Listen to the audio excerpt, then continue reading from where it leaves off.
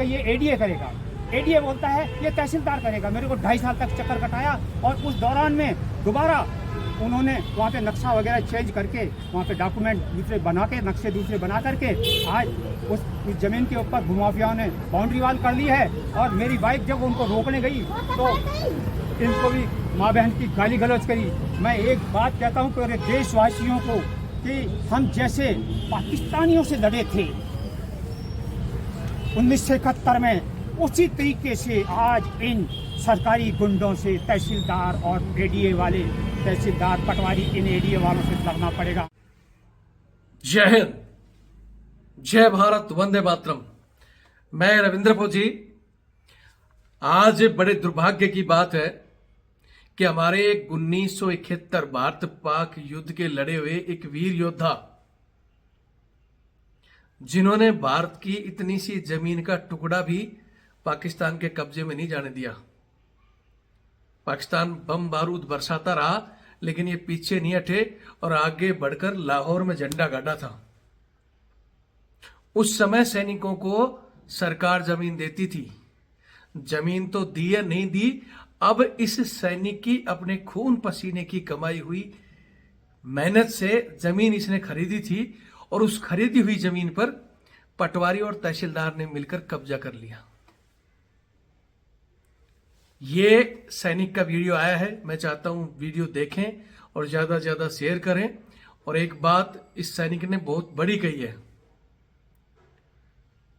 कि जब हम भारत के लिए लड़े थे और पीछे नहीं हटे, तो आज ये नहीं सोचना कि हम पीछे हट जाएंगे। रिटायर होने के बाद हथियार सरकार जमा कर लेती है, लेकिन हथियार चलाना नहीं भूले हैं सैनिक। जरूरत पड़ने पर वो पटवारी, तहसीलदार और जिन गुंडों के बलबूतों पर जमीन का नक्शा पलटकर वो उनके दिखाई जा रही है, उनका मुंह तोड़ जवाब देंगे ये और इनके साथ सभी पूर्व सैनिक मिलकर। सैनिकों को इतना कमजोर ना समझे सरकार, और वो भी हमारी आज राजस्थान देशभक्त सरकार है।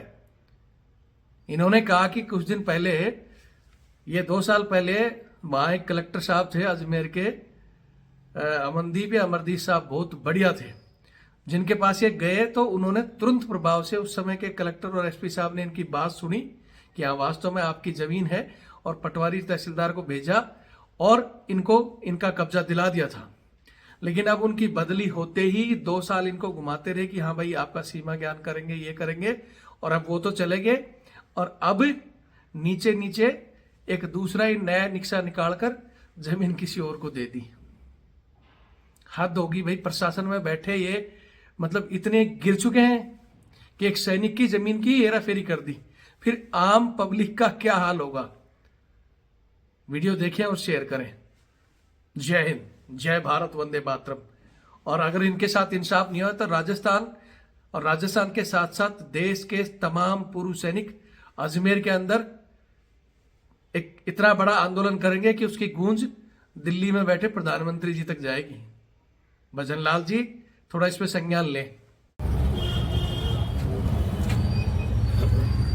हाँ बताइए, क्या परेशानी आ गई है? सब चीज़ है। मैं 1971 भारत पाक युद्ध का योद्धा हूँ और 1971 3 दिसंबर की रात को हमारी रेजिमेंट ने फाजिल्का में 1 इंच पीछे नहीं थी। रात भर हमारे ऊपर बम्बार्डिंग होती रही और मेरे भी सेल लगे हैं, ये देखिए, ये गोलियों के निशान। इसके बाद में भी हमारी उस समय में हमें 15-15 बीघा जमीन देती थी सरकार, लेकिन आज सरकार के पास जमीन नहीं, कोई बात नहीं। लेकिन हमारी खरीदी हुई जमीन के ऊपर एडीए के गुंडों ने, गुंडे ही कहूँगा क्योंकि गुंडों, माफिया गुंडों के साथ मिलकर के उन्होंने कूटनीतिक से फर्जी तरीके से उनके नक्शे पास करके और मेरी ज़मीन के ऊपर इन गुंडों के साथ मिले हुए एडीए के गुंडों ने, पटवारी और तहसीलदार ने मेरी ज़मीन के ऊपर बाउंड्री वाल करवा दी है। अब और यहाँ पे मैं प्रशासन के पास आया हूँ, वही 2022 में भी इसी तरीके से मेरे साथ में गाली गलौज किया था इन्होंने। मैं कलेक्टर महोदय के पास आया था, हंसदीप साहब के पास में, उन्होंने को बहुत धन्यवाद देता हूँ और उस समय के तत्कालीन एसपी साहब को भी धन्यवाद देता हूँ। उन्होंने कहा अभी तुरंत जा करके कमिश्नर के पास भेजा, एडीए के कमिश्नर के पास, कि अभी जाओ और पट्टा बनवाओ पहले इस ज़मीन का, आपके डॉक्यूमेंट बिल्कुल आप इसके मालिकाना हकदार हो। मैं गया, उनका बहुत धन्यवाद देता हूँ। मैं गया और उन्होंने, एडीए ने तुरंत तहसीलदार आबिद अली खान को और पटवारी को हेमचंद गहलोत को भेजा, वहाँ पे भेज करके मौका नक्शा किया। उसकी कॉपी है मेरे पास में लिखी हुई, वो कॉपी अभी दिखाऊंगा आपको। उन्होंने मेरे प्लॉट पे कहा कि इस पे आपका कब्जा होगा है और इस पे आपको पट्टा देंगे, लेकिन भूमाफियों की मिली भगत से उन्होंने कहा इसका हम सीमा ज्ञान करवाएंगे। और 2.5 साल में मेरे को चक्कर कटाते रहे। तहसीलदार तो बोलता है कि ये एडीए करेगा, एडीए बोलता है ये तहसीलदार करेगा। मेरे को 2.5 साल तक चक्कर कटाया और उस दौरान में दोबारा उन्होंने वहाँ पे नक्शा वगैरह चेंज करके वहाँ पे डॉक्यूमेंट दूसरे बना के, नक्शे दूसरे बना करके आज उस ज़मीन के ऊपर भूमाफियाओं ने बाउंड्री वाल कर ली है। और मेरी वाइफ जब उनको रोकने गई तो इनको भी माँ बहन की गाली गलौज करी। मैं एक बात कहता हूँ पूरे देशवासियों को कि हम जैसे पाकिस्तानियों से लड़े थे 1971 में, उसी तरीके से आज इन सरकारी गुंडों से, तहसीलदार और एडीए वाले, तहसीलदार पटवारी, इन एडीए वालों से लड़ना पड़ेगा हमको। इसलिए देशवासियों और खासतौर से सैनिकों, तैयार हो जाओ अपनी आन बान शान और अपनी बहन बेटी की रक्षा और अपनी जमीन जायदाद की रक्षा के लिए तैयार हो जाओ। सारे भारत के एक्सिसमैन रेडी हो जाओ और हम ईंट से ईंट बजा देंगे। हमने इन्फॉर्म कर दिया शासन को, अब हम स्वतंत्र हैं। हम अपनी, हमारे फौजी भाई आए हैं, ये देखिए, ये सारे हमारे। अभी आप कलेक्टर से मिले? हाँ। क्या बोला कलेक्टर साहब ने? कलेक्टर साहब ने ठीक है ज्ञापन दे जाओ। वही लिपापोती 1922 वाली, नहीं उस समय तो लिपापोती नहीं हुई थी साहब, उस समय धन्यवाद देते हैं।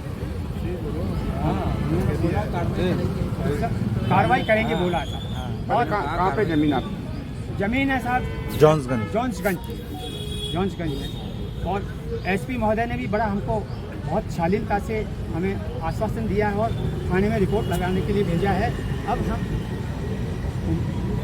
बड़े आभारी हैं एसपी महोदय के और कलेक्टर महोदय के कि उन्होंने जैसे 2022 में हमें बात करी, वैसे उसी तरीके से अभी इन एडीए वालों ने जो हमारे साथ में धोखाधड़ी की है, 420 की है, इनके साथ में भी केस दर्ज करके और इनको एडीए के गुंडों को यानी कि तहसीलदार और पटवारी को और कमिश्नर को उनके ऊपर 420 का केस दर्ज करके और उनको पहले अपराधी हैं वो देश के सबसे बड़े, आज वही आतंकवादी हैं देश के। आप मुकदमा दर्ज कराओगे इनके खिलाफ? हैं मुकदमा दर्ज कराओगे? मुकदमा दर्ज कराएंगे हम, सुप्रीम कोर्ट में करवाएंगे। आपका नाम?